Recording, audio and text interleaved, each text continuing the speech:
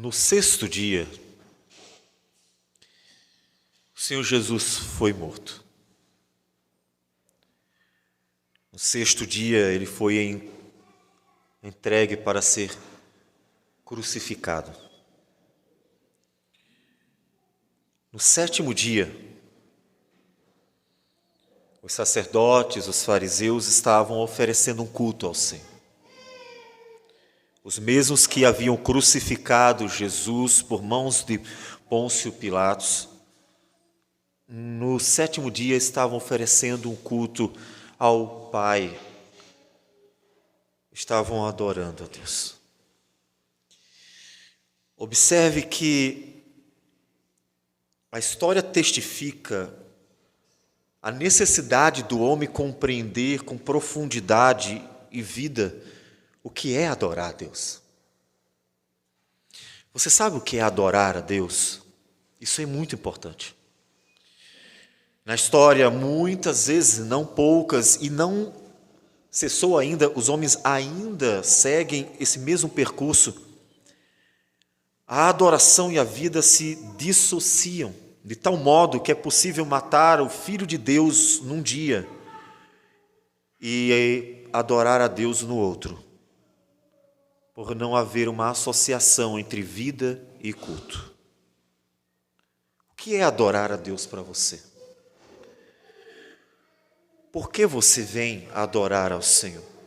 O que é o culto ao Senhor?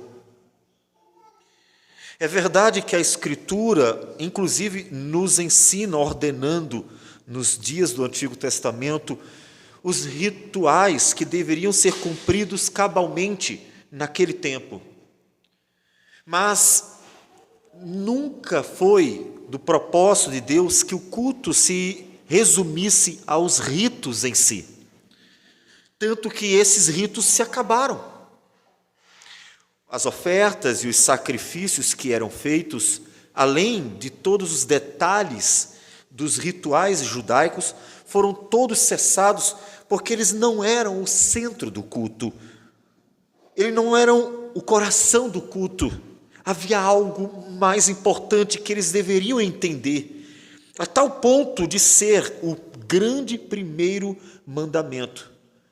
Como nos diz Deuteronômio, capítulo 6, versículo 5. Amarás, pois, o Senhor teu Deus de todo o teu coração, de toda a tua alma e de toda a tua força. Amar a Deus precede o adorar a Deus. Você já observou que o primeiro grande mandamento não é adorarás a Deus ou prestarás culto a Deus? Não é interessante isso? Nós poderíamos pensar nos 10 mandamentos, obviamente, focando aqui no quarto mandamento, e cogitar a ideia de que esse poderia ser o primeiro mandamento, já que o culto é central na vida da igreja. Quarto mandamento diz que eles deveriam lembrar do sábado para o santificar e nesse dia adorariam a Deus. E o Senhor dar uma série de ordenanças como isso deveria ocorrer em todas as ocasiões do culto ao Senhor. Mas em nenhum momento, e isso deve ser levado em consideração, em nenhum momento dos mandamentos do Senhor, da lei do Senhor, do Pentateuco, Deus colocou o culto como sendo o primeiro grande mandamento para o seu povo. Adorar a Deus é fundamental, porque nós existimos para a glória dele, mas não é o primeiro mandamento. Por quê? Já que a vida da igreja gira em torno do culto ao Senhor, por que Deus não disse simplesmente cultuar a Deus é o primeiro grande mandamento? Por que ele não nos deu como prioridade máxima o oferecer um culto ao Senhor? Por que isso? Nem mesmo Jesus, quando dialogou com um fariseu e tratando sobre o primeiro grande mandamento, quando ele pergunta, mestre, qual é o grande primeiro mandamento? da lei, ou na lei, Jesus respondeu aquilo que o fariseu sabia, o intérprete da lei sabia: amarás o Senhor teu Deus de todo o teu coração, de toda a tua alma e de todo o teu entendimento. Este é o grande e primeiro mandamento. Na verdade, oferecer um culto a Deus é fácil. De tal modo que, talvez nesse mesmo momento, nesse mesmo horário, muitas pessoas estejam reunidas em culto ao Senhor das formas mais estranhas possíveis. E a semelhança dos fariseus que na sexta ou sexto dia mataram Jesus e no sábado estavam adorando a Deus, muitos sairão para matar muitas pessoas durante a semana. Oferecer um culto a Deus é fácil, mas amar a Deus de todo o coração, somente se o Espírito de Deus operar dentro de nós. E é o que nós vamos ver hoje. Dando sequência na exposição do Evangelho segundo João, nós vamos ver o capítulo 4, versículo de 1 a 42. E, já que lemos na leitura alternada, vamos repetir apenas alguns versículos, os versículos 22 a 24, que dizem o seguinte: João 4, 22 a 24. Vós adorais o que não conheceis, nós adoramos o que conhecemos, porque a salvação vem dos judeus. Mas vem a hora, e já chegou, em que os verdadeiros adoradores adorarão o Pai em espírito e em verdade, porque são estes que o Pai procura para seus adoradores. Deus é espírito, e importa que os seus adoradores o adorem em espírito e em verdade. Senhor Deus amado, não há nada melhor, Deus, que estar na Tua presença, do que andar contigo, do que viver para Ti, que sentir o Teu amor, conhecer a Tua palavra, viver pela esperança da vida eterna e, portanto, andar contigo. Não há nada melhor. E é por isso que, mais do que tudo que se possa oferecer ao homem, prazeres, riquezas e poder, nós desejamos Jesus e almejamos a volta de Cristo mais do que tudo, mais do que os guardas pelo romper da manhã. Pedimos que o Senhor, portanto, esteja falando ao nosso coração pela Tua palavra, e Teu Espírito movendo em nós, aplicando em nós a Tua palavra, para que possamos não só guardá-la, mas vivenciá-la e nos alegrar no Senhor a cada dia, porque a Tua palavra fez morada em nós. Que o Senhor nos abençoe, ó Deus, fala conosco para o louvor da Tua glória, em nome do Senhor Jesus. Amém, Senhor. Amém. Nós estamos vendo uma sequência. Nós já dissemos que não é apenas de João. Nós estamos vendo todos os evangelhos e estamos administrando.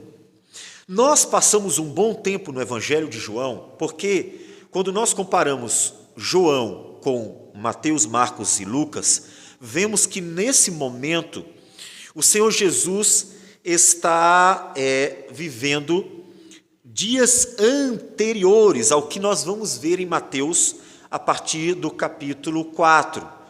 Ou seja, nós vimos que após o batismo, o Senhor Jesus teve ainda alguns momentos que antecedem aquele lá do chamado dos discípulos, e aí começa a pregação na Galileia. E aí, por isso nós fomos para João, para ver esse período, o que aconteceu entre o batismo de Jesus e o momento em que ele começa a pregação na Galileia. Nós vamos para o capítulo 4, que é um capítulo fundamental em seu assunto, porque ele trata do que é necessário para o culto ao Senhor. Então, o primeiro versículo diz que quando, pois, o Senhor veio a saber que os fariseus tinham ouvido dizer que ele, Jesus, fazia e batizava mais discípulos que João, se bem que Jesus mesmo não batizava, e sim os seus discípulos, deixou a Judéia, retirando-se outra vez para a Galiléia. Agora, de fato, nós demos uma avançada, por isso que depois nós vamos ter que voltar para Mateus. Jesus, que estava ali na região próxima ao Jordão, onde o profeta João Batista estava também batizando, soube que a fama dele cresceu e, não querendo nem confusão com os fariseus, porque não era o tempo de ser entregue, e também não querendo chamar a atenção demais, como ele sempre fazia, decidiu seguir adiante para outro lugar, porque o propósito dele não era permanecer ali, atraindo as pessoas apenas para serem batizadas ali. Ele ia atrás dos pecadores, anunciar a palavra do Senhor, pregar o reino de Deus, o evangelho do reino de Deus. Então ele sai da Judéia, ele sai de baixo ali da região da Judéia e vai para a região da Galiléia. E, subindo para a Galiléia, precisava passar pela região de Samaria. O que acontece? Embaixo nós temos Judá, em cima nós temos Samaria, a região dos samaritanos, e logo mais acima nós temos a região da Galiléia. Um dia tudo isso foi Israel. Só que quando Israel, as tribos do norte, quando houve uma divisão, tribo do norte e tribo do sul, Judá e Israel, os judeus e os israelitas passaram a não ter mais um bom relacionamento. E uma vez que as tribos do norte pecaram contra o Senhor insistentemente e Deus entregou para a Assíria, o império assírio, eles se misturaram e se miscigenaram a tal ponto de perderem a identidade das tribos de Israel, ficando apenas Benjamim e Judá ali ao sul. E então a rivalidade entre a região norte e a região sul aumentou. E Jesus tinha que passar por ali, mas os judeus não gostavam deles. Havia, de fato, uma grande repulsa dos judeus em relação aos samaritanos, porque, inclusive, os samaritanos, eles tinham uma religião própria, que era uma tentativa de dar sequência àquilo que Deus ensinou a Moisés. E os judeus, então, não se agradaram disso. Jesus vai passando, Jesus está a caminho, Jesus está passando do sul para o norte. Diz o versículo 5, que chegou, pois, a uma cidade samaritana, chamada Sicar, perto das terras que Jacó dera a seu filho José. Estava ali a fonte de Jacó. Então, ali há um poço, porque os patriarcas percorreram a terra de Canaã e, peregrinando na terra de Canaã, eles, onde ficavam mais tempo, eles cavavam um poço, permaneciam o tempo ali, sendo abastecidos por esse poço. Ali, na cidade de Sicar, havia um poço que era uma fonte de Jacó. Jesus, que estava subindo para a Galiléia, decide parar exatamente ali no poço. Obviamente, parar onde há um poço é estratégico. Por quê? Porque, havendo um poço, há água. E, havendo água, ele poderia descansar e ainda saciar sua sede. Jesus estava cansado. Versículo 6, estava ali a fonte de Jacó.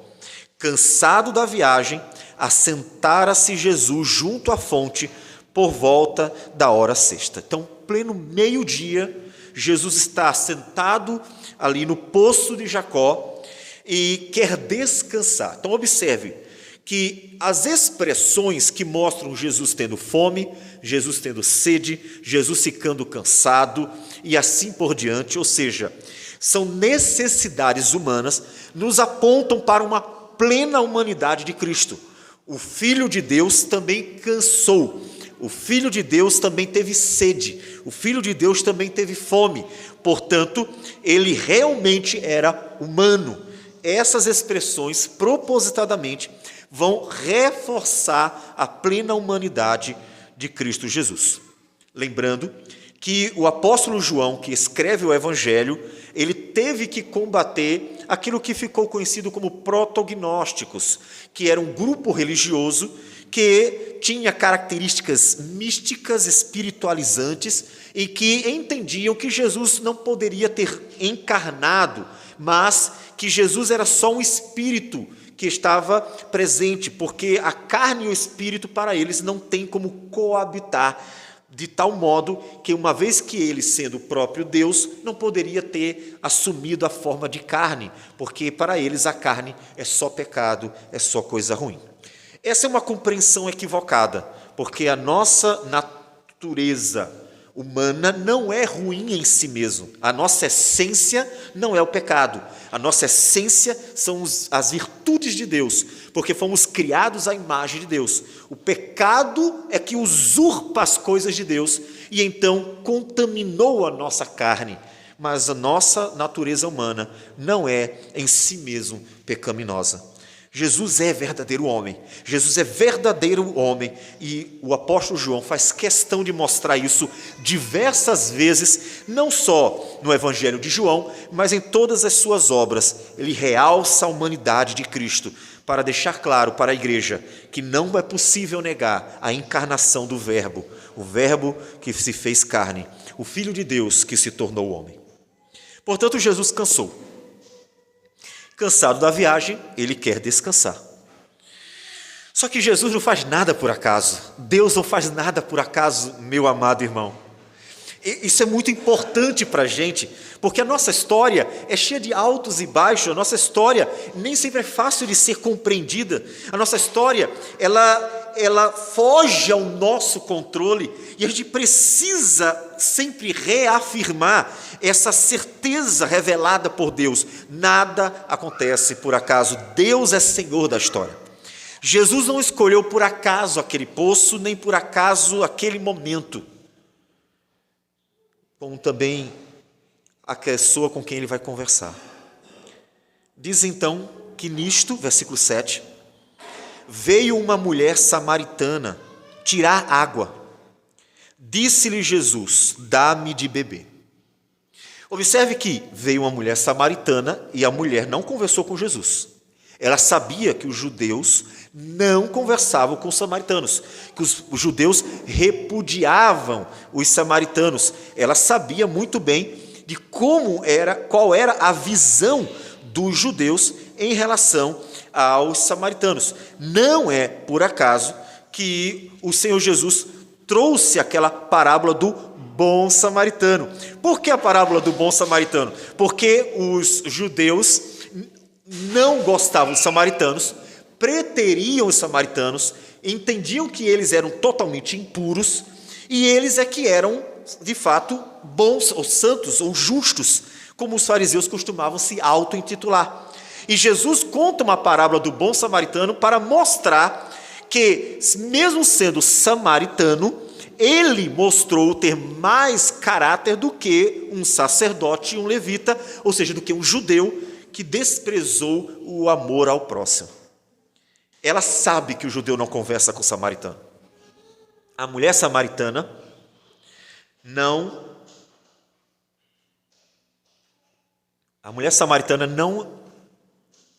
se envolve em puxar assunto com o Senhor Jesus.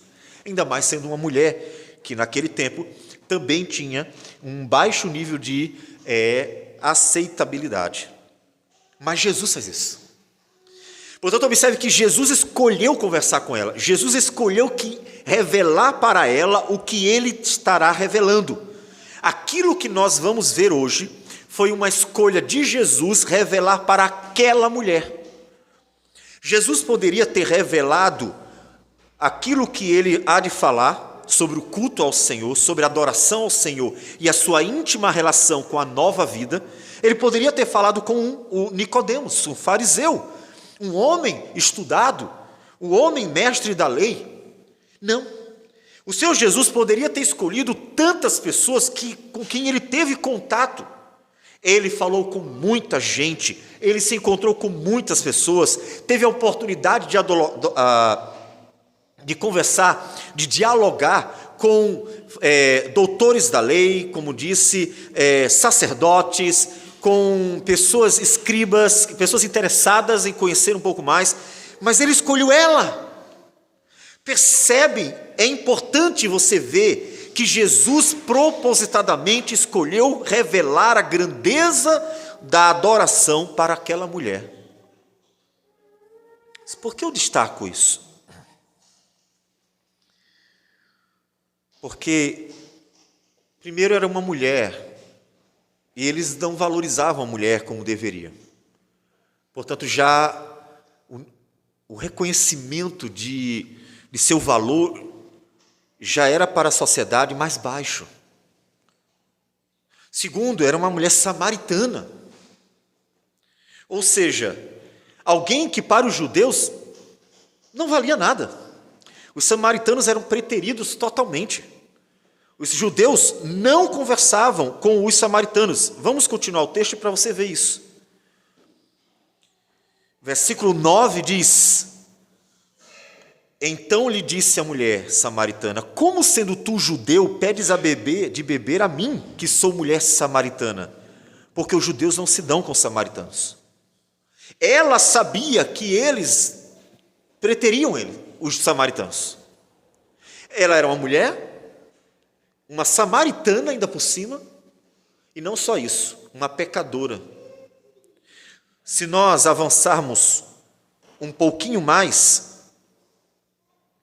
no versículo de número 18 diz assim: porque 5 maridos já tiveste, e esse que agora tens não é teu marido. Isso disseste com verdade. Observe que ele está ciente de com quem está falando. Ele sabe que é uma mulher, obviamente, sabe que é uma samaritana. Muito obrigado.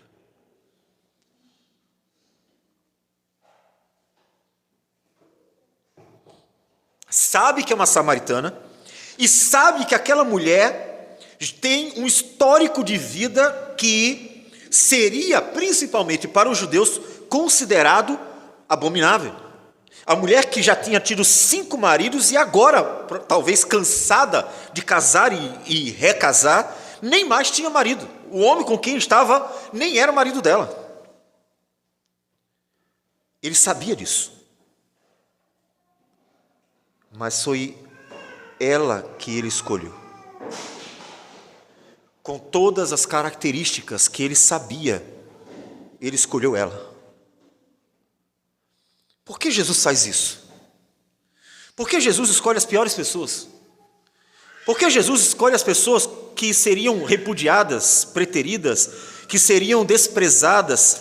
Por que Jesus escolheu em seu ministério as pessoas menos dignas para serem abençoadas com coisas tão grandiosas como os discípulos, que eram pescadores simples, dentre os quais pessoas que até estavam cheios de atropelos, como o apóstolo Pedro, que cometeu diversos erros nos 3 anos de ministério de Jesus. Por que isso? Eu volto a ler um texto que repetidamente eu menciono. 1 Coríntios, o apóstolo Paulo explica, quando ele diz no versículo 26, irmãos, reparai, pois, na vossa vocação, visto que não foram chamados muitos sábios segundo a carne, nem muitos poderosos, nem muitos de nobre nascimento. Jesus poderia ter escolhido um doutor da lei para revelar sobre o culto. Olha o assunto, culto, como adorar a Deus. Jesus poderia ter escolhido um doutor da lei, mas não escolheu. Poderia ter escolhido um homem rico, mas não escolheu. Poderia ter escolhido um homem poderoso, como um sumo sacerdote ou um governador, mas não escolheu. Escolheu uma mulher samaritana pecadora. Pelo contrário, Deus escolheu as coisas loucas do mundo para envergonhar os sábios, e escolheu as coisas fracas do mundo para envergonhar as fortes. E Deus escolheu as coisas humildes do mundo e as desprezadas e aquelas que não são, para reduzir a nada as que são, a fim de que ninguém se vanglorie na presença de Deus. O apóstolo Paulo explica para nós. Jesus escolheu aquela mulher para reduzir a nada os homens que se gloriam em si mesmos e se vangloriam na presença de Deus pelo que acham que são. Jesus escolheu aquilo que era menos provável, uma mulher samaritana pecadora. Então, versículo 10 continua. A mulher fez uma pergunta para Jesus. Jesus pede: dá-me de beber. Ele está com sede, ele está cansado, o poço está ali, mas ele não tem com que tirar. Os discípulos todos foram comprar alimento. É interessante que ele deixou só Jesus ali. Talvez Jesus tenha de propósito dito: vão. Ah, mestre, a gente espera com o senhor aqui. Não, vão todos. 12 homens para comprar comida. Precisava carregar tanta comida assim? Todos eles foram. Não sabemos exatamente o porquê, mas talvez Jesus tenha feito de propósito e mandou que eles fossem para poder ter aquele momento especial de diálogo com aquela mulher.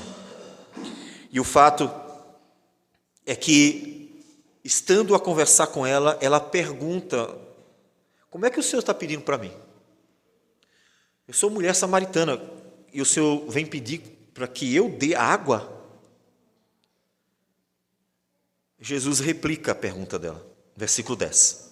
Replicou-lhe Jesus: se conheceras o dom de Deus, e quem é o que te pede, dá-me de beber, tu lhe pedirias, e ele te daria água viva. Se vocês soubessem o que Deus está agora manifestando aos homens, se você soubesse a obra que Deus está realizando agora, se você soubesse aquilo que o Senhor está operando neste momento entre as pessoas, e soubesse quem sou eu, você chegaria para mim e diria: dá-me água viva, Senhor. A mulher não entende, ela não entende tudo. Ela responde ao Senhor Jesus. Respondeu-lhe ela: Senhor, tu não tens com que atirar, e o poço é fundo. Onde, pois, tens a água viva? Observe que para ela é apenas água. Ela não consegue compreender a profundidade do que Jesus está revelando nesse momento. E só consegue ver a água como os homens normalmente veem apenas o que os olhos alcançam. E é por isso que está a miséria do homem diante da graça redentora. O homem é cego e não vê a profundidade do que Deus revela para os pecadores. Ela não conseguiu entender o que Jesus estava dizendo. Nós veremos ainda o que ele estava dizendo. Então ela continua, versículo 12: És tu, porventura, maior do que Jacó, o nosso pai, que nos deu o poço do qual ele mesmo bebeu, e bem assim seus filhos e seu gado? Então observe que ela só está olhando para a água, e ainda coloca uma questão diante de Jesus: e o Senhor é maior do que Jacó? Sim, ali estava alguém maior do que Jacó, só que ela não sabia. E ali estava sim alguém que poderia dar água viva para ela, mas ela não entendia. Ela estava começando a conhecer Jesus. E ele afirma, versículo 13, afirmou-lhe Jesus: quem beber desta água tornará a ter sede. Aquele, porém, que beber da água que eu lhe der, nunca mais terá sede.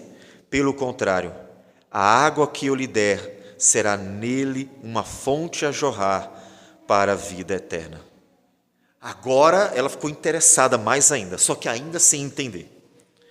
A mulher, diante de uma afirmação tão profunda, que no capítulo 7, versículos 37 a 39, teremos a explicação do que ele está dizendo para a mulher. Diante do que ele diz, ela se interessa: Senhor, dá-me dessa água para que eu não mais tenha sede, nem precise vir aqui buscá-la. Observe que ela está pensando em algo material, em algo temporário, em algo passageiro. Ela está olhando para as suas necessidades instintivas. Jesus disse: se eu der água, nunca mais a pessoa vai ter sede. Ela disse: Senhor, eu quero, porque eu estou cansada de vir aqui no poço. Ela está pensando em suas necessidades. Mas o que Jesus está oferecendo para ela é muito mais profundo. Ela está pensando na sede de água mesmo. Jesus está mostrando que o que ela precisava era saciar outra sede, mas ela ainda não entendia.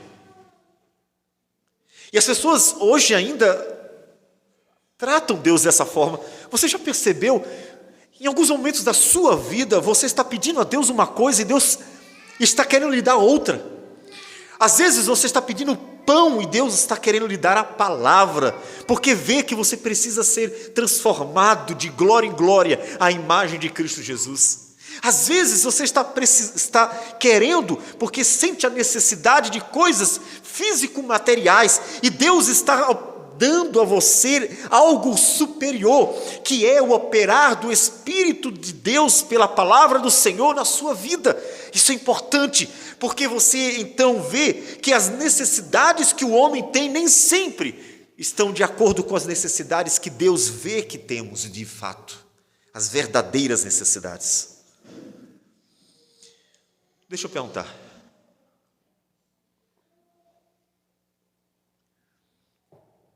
Será que aquilo que você hoje diz ser a sua necessidade é de fato aquilo que Deus vê que é a sua necessidade? Percebe? Quando você busca a Deus por algo, será que é aquilo que Deus vê que você realmente precisa?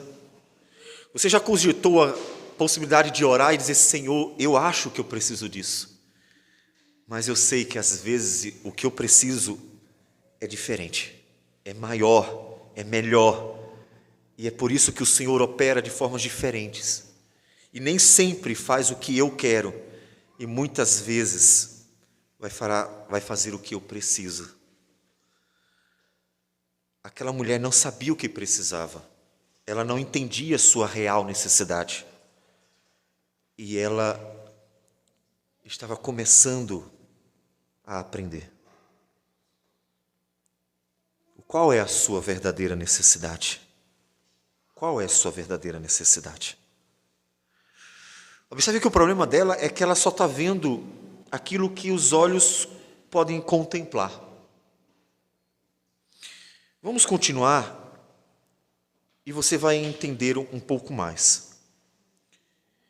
Porque Jesus está mostrando para ela que Ele tem algo para dar que ninguém mais pode dar.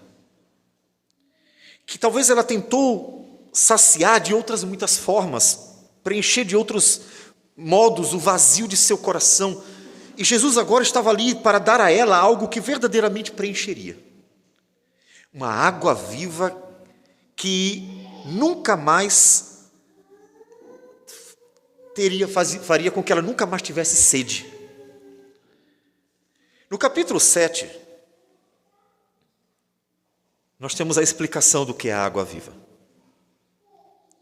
Versículo 37 nos diz assim: no último dia, o grande dia da festa, levantou-se Jesus e exclamou: se alguém tem sede, venha a mim e beba. Quem crer em mim, como diz a Escritura, do seu interior fluirão rios de água viva. Observe que o diálogo é semelhante, a palavra é semelhante. Isto ele disse com respeito ao Espírito que haviam de receber os que nele crescem, pois o Espírito até aquele momento não fora dado, porque Jesus não havia sido ainda glorificado. Jesus estava dizendo para aquela mulher: se você me soubesse quem está aqui, pediria que desse do Espírito do Senhor para saciar profundamente as mais íntimas necessidades da alma. As necessidades que tantas vezes se manifestam de outras formas, quando na verdade tudo que o homem precisa é do próprio Deus, é do próprio Criador. Mas o Senhor Jesus já tinha dito isso para Nicodemos, quando disse que se alguém não nascer de novo, não pode ver o reino de Deus. Ele está insistindo nesse assunto. O apóstolo João, ele insiste em revelar para nós a necessidade de o Espírito operar no coração do homem, para que ele viva uma vida abundante no Senhor, para que ele tenha prazer no Senhor, para que ele se alegre em Deus, para que ele se sinta pleno, para que se sinta satisfeito, para que haja contentamento, para que haja regozijo.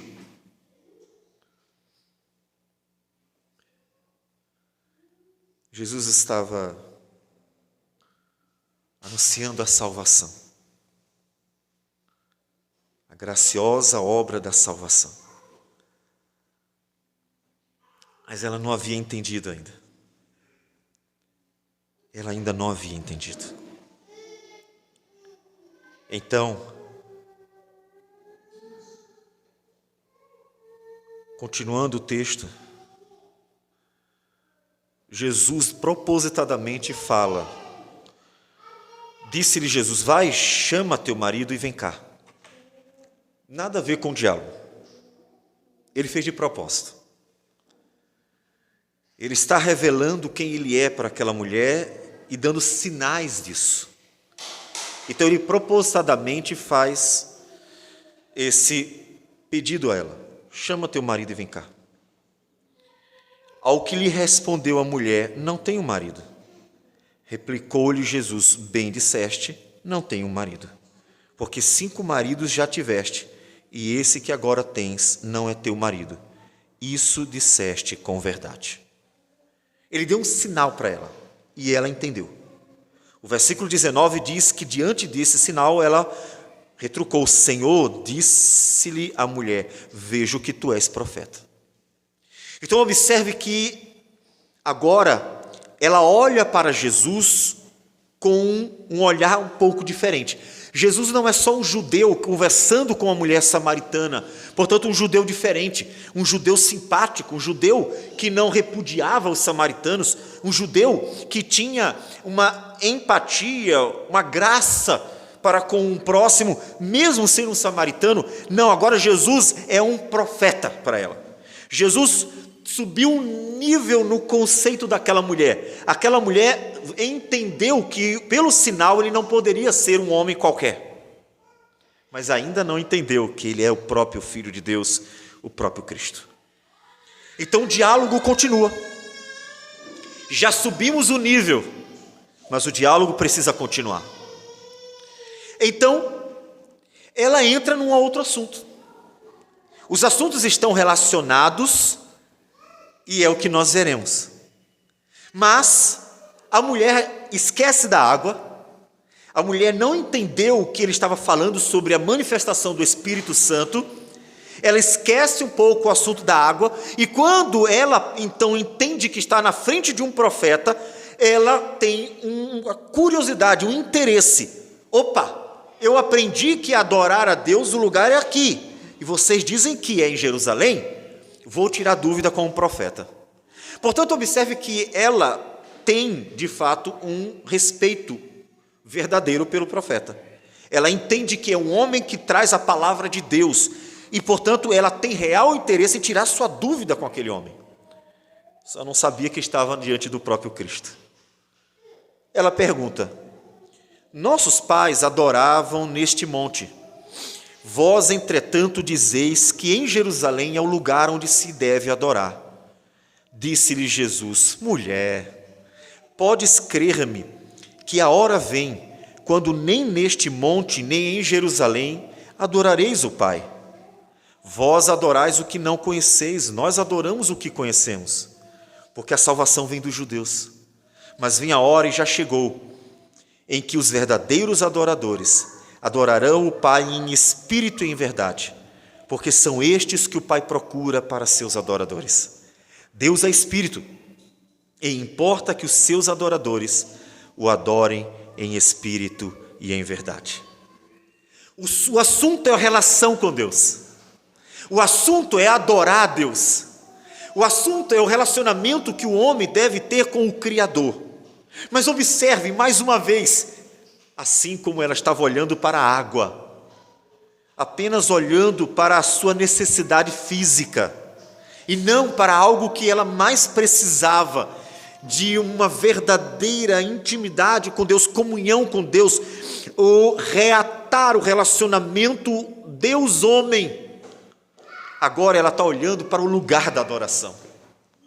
Ela não está olhando para a vida dela. Percebe o que Jesus está fazendo com aquela mulher?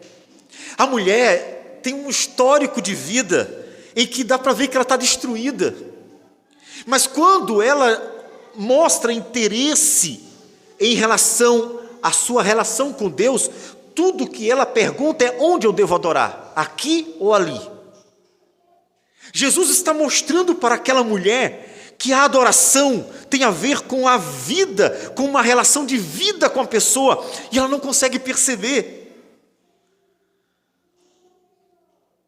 porque ela só está vendo aquilo que os judeus daquela época viam também: o culto como um ritual, só um ritual. E Deus está mostrando para ela que é mais do que isso, muito mais do que isso. A mulher vê a água, mas não vê a sua necessidade do Espírito de Deus. A mulher vê que algum lugar é o lugar da adoração, mas não vê que ela deveria oferecer a própria vida na adoração. Ela não vê que o que Deus estava para operar tinha a ver com a vida dela. Era algo muito maior. O que é o culto para você? Em nossos dias não está muito diferente, porque na história cristã, o cristianismo está sempre indo de altos e baixos, e assim, necessitando de uma reforma, de uma revitalização, porque costumeiramente a vida do cristianismo se transforma numa mera prática de um rito, que é o culto. Uma repetição de um rito, que é o culto. O que é o culto para você? Jesus mostra para aquela mulher que o que Deus estava trazendo não era a mudança de um lugar. O que Deus estava trazendo, e naquele momento, por meio de Cristo, estava operando, era na vida das pessoas. O que Deus está operando é na vida das pessoas, não é num prédio, não é no lugar. A salvação diz respeito ao que Deus tem para dar para nós. O que Deus tem para operar em nosso coração, o que Deus tem para fazer em nossas vidas, não num prédio, não no lugar. Porque a obra da salvação é o operar do Espírito Santo no coração do pecador. E Jesus escolheu aquela mulher pecadora de propósito, para mostrar para todos que até aquela mulher poderia ser alvo da grande obra da salvação do Senhor. Até aquela mulher poderia desfrutar da grandiosa obra, da manifestação do Espírito de Deus no coração de um pecador. E essa é a obra da salvação.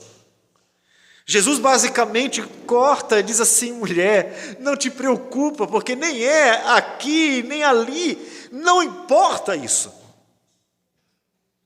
O que importa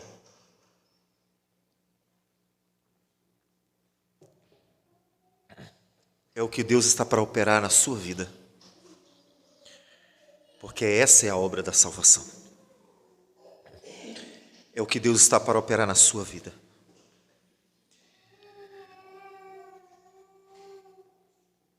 porque são esses que adorarão o Pai de verdade.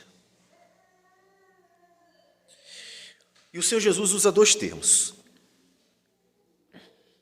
Jesus diz que os verdadeiros adoradores adorarão o Pai em espírito e em verdade.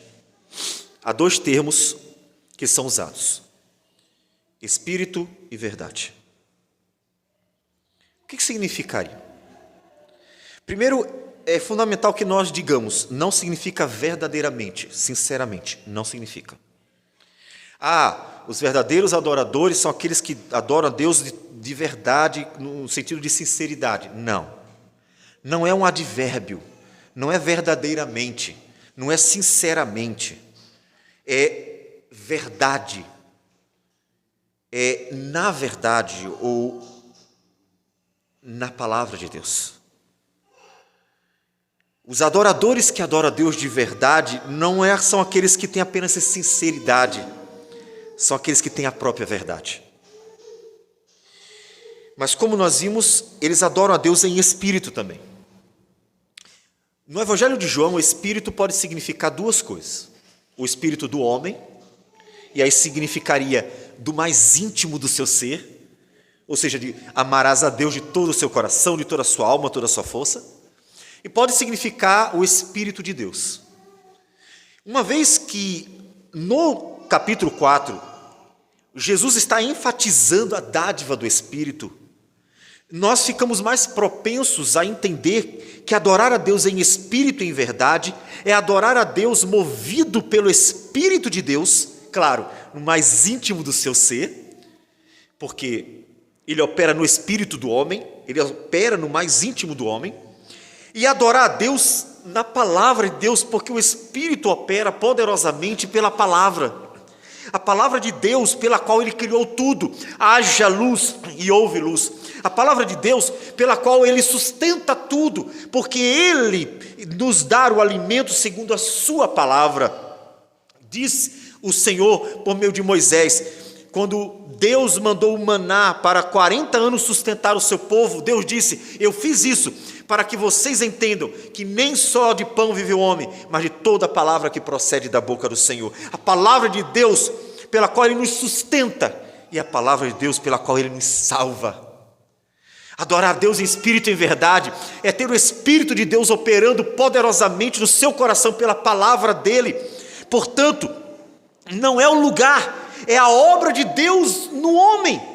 Os verdadeiros adoradores são aqueles que nasceram de novo, que nasceram da água e do Espírito, aqueles que nasceram do alto, aqueles que têm o operar de Deus em seu coração. Esses adoram a Deus em espírito e em verdade. Por isso ele está mostrando para aquela mulher que não era importante o lugar, mas era a vida dela, era o que ele tinha para dar a ela, não era o que ela tinha para dar a Deus, era o que Deus tinha para dar para ela. Só que costumeiramente nós achamos que temos algo para dar a Deus. Já percebeu isso? Muitas vezes as pessoas vão adorar a Deus como se Deus fosse receber delas alguma coisa, mas a verdade é que nós não damos a Deus coisa alguma, porque não há nada que Ele precise de nós. A verdade é que na adoração a Deus, nós é que recebemos dEle, porque é Ele que tem algo para dar para nós. O Senhor Jesus está mostrando para aquela mulher que ela não se preocupe com as suas necessidades mais aparentes, e nem apenas com os meros ritos, porque a verdade é que a obra de Deus é a manifestação do Espírito no coração do pecador pela sua palavra, e que a verdadeira adoração a Deus é a adoração que vem daquele que teve a manifestação do Espírito em seu coração pela palavra. Os verdadeiros adoradores são aqueles que foram movidos pelo Espírito do Senhor e pela palavra do Senhor a glorificar o Senhor e Salvador, o nosso Deus. Aí Jesus se apresenta. A mulher, diante da palavra do Senhor Jesus, ela se aprofunda. Observe, nós estamos indo mais fundo no relacionamento entre aquela mulher e Jesus. Primeiro, ele era só um judeu, ousado ou gracioso, conversando com a mulher samaritana. Se tornou um profeta para ela. Agora ela se aprofunda mais na sua relação, pergunta sobre questões sérias como a adoração, mas agora um passo mais fundo será dado. Ela diz no versículo 25: eu sei, respondeu a mulher, que há de vir o Messias, chamado Cristo. Quando ele vier, nos anunciará todas as coisas. Ela tinha uma esperança. É interessante que aquela mulher pecadora, aquela mulher indigna aos olhos dos homens, tinha uma esperança: o Messias virá. Ela aguardava a chegada tão importante e especial do Messias, o Cristo. E Jesus então se revela para ela. Disse-lhe Jesus: eu o sou, eu que falo contigo. Eu não vou entrar no detalhe agora, porque não queremos avançar demais no tempo, mas quando Jesus diz eu sou, é interessante que no Evangelho de João aparece várias vezes: eu sou a porta, eu sou o pão da vida, eu sou o bom pastor, eu sou, e ele vai, a ressurreição e a vida. Ele várias vezes diz eu sou.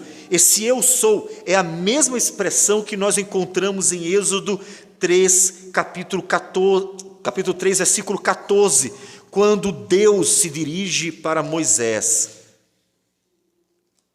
E então diz: eu sou o que sou. De modo que no capítulo 8, versículo 24, o Senhor Jesus afirma categoricamente: se não crerdes que eu sou, morrereis nos vossos pecados. Ali está o próprio Deus, o eu sou. Jesus se revela para ela: eu sou o Messias, eu sou o Cristo. E nesse momento se encerra o diálogo. Chegam os discípulos, já ficam admirados de estar conversando com uma mulher, ainda mais samaritana. Portanto, observe que todo aquele preconceito em relação aos samaritanos existia, era forte. E a mulher, aproveitando que os discípulos chegaram, então ela sai. Ela sai. Ela simplesmente esquece a água, já não é mais importante. Esquece tudo e corre para a cidade. E o fantástico, se torna a primeira missionária dos samaritanos.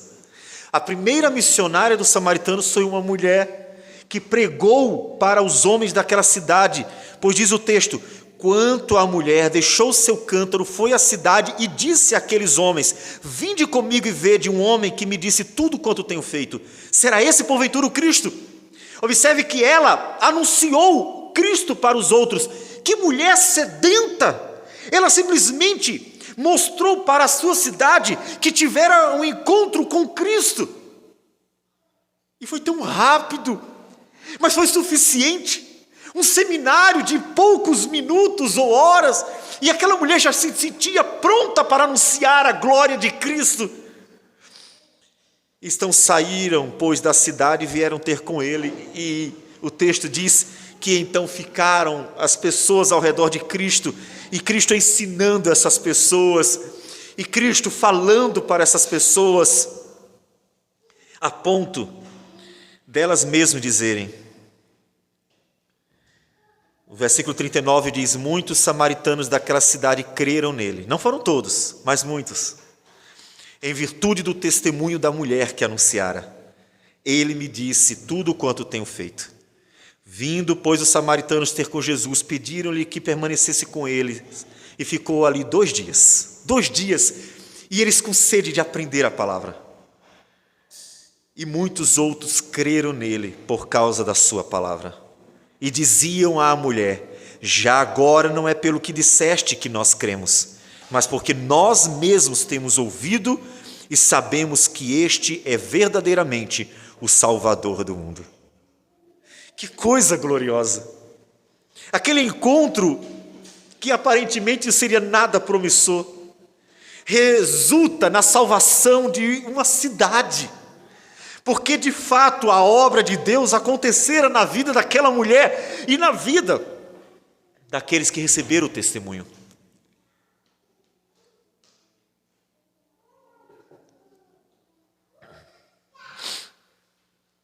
E eles aprenderam que para adorar a Deus é preciso ter o Espírito de Deus, é preciso conhecer a Deus. Agora sim, aqueles samaritanos estavam direcionados a uma verdadeira adoração. Uma adoração em espírito e em verdade, que já não importava o lugar, porque agora eles estavam prontos para desfrutarem da obra de Deus na vida deles, que já começara. E então adorar a Deus em espírito e em verdade. O que é cultuar a Deus para você? Cultuar a Deus é glorificar o nome dEle com o nosso viver. É de fato proclamar a glória dEle pelo que Ele fez em nós.